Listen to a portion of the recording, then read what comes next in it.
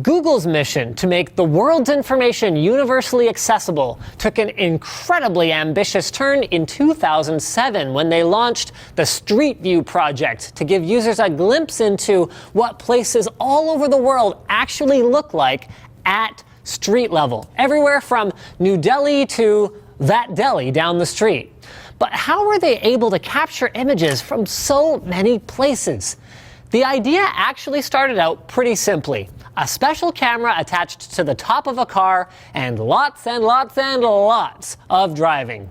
Google initially worked with a company called Immersive Media to use a 12-sided camera that could replace early, clunky prototypes that looked something like luggage sitting on a rack on top of your uncle's van. Shortly thereafter, Google was able to create its own cameras, which look like small spheres with lenses all over the outside, allowing Google to capture 360-degree views of streets and landmarks as the vehicle was in motion. These cameras also contained no moving parts to allow them to be more reliable out in the field, especially important for driving through areas with extreme climate conditions. They also feature lasers that scan the environment to create 3D models that allow people using Street View to double-click on a spot that they want to see and have the service show them that particular point accurately. After these cameras take pictures of their surroundings, images from the individual lenses are stitched together to create one continuous panoramic shot that you can scroll around in easily in Street View. While most shots come out looking decent, you do occasionally see instances where the stitching didn't exactly work as intended, which come out as street signs that are cut in half or even people that appear to be missing arms or heads. Yikes. But despite the minor hiccups, Street View continued to expand both its camera technology and its footprint around the globe. Currently, Google not only has a standard fleet of cars to capture Street View images, but also a special backpack with a similar camera attached to allow users to see views of hard-to-reach places. A trolley that's been used to provide looks inside places like museums and stadiums, tricycles for narrow streets like you might find in Europe, and even snowmobiles that have been used at the Winter Olympic Games.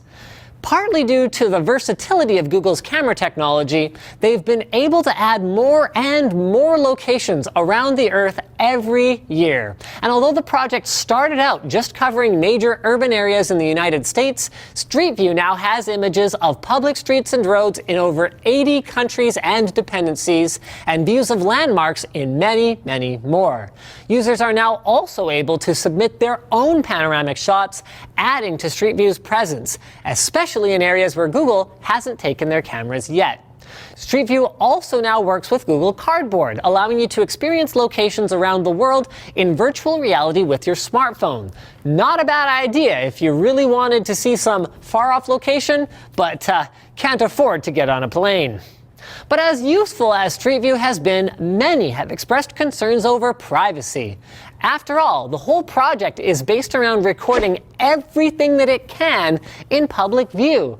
Generally speaking, people have little to no legal expectation of privacy when they're driving or walking on a public street, although Google has had to settle legal disputes in a few places over this issue. They've had a long-standing policy of trying to blur things like faces or license plates that its cameras capture, especially with Street View getting looks at people engaged in some questionable activities.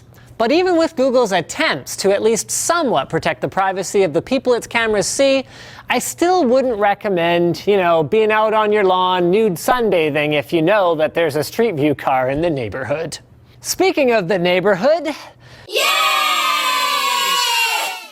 so thanks for watching, guys. If you like this video, like it. If you disliked it, dislike it. If you want to check out our other channels, click here. We've got a great video over on Channel Super Fun.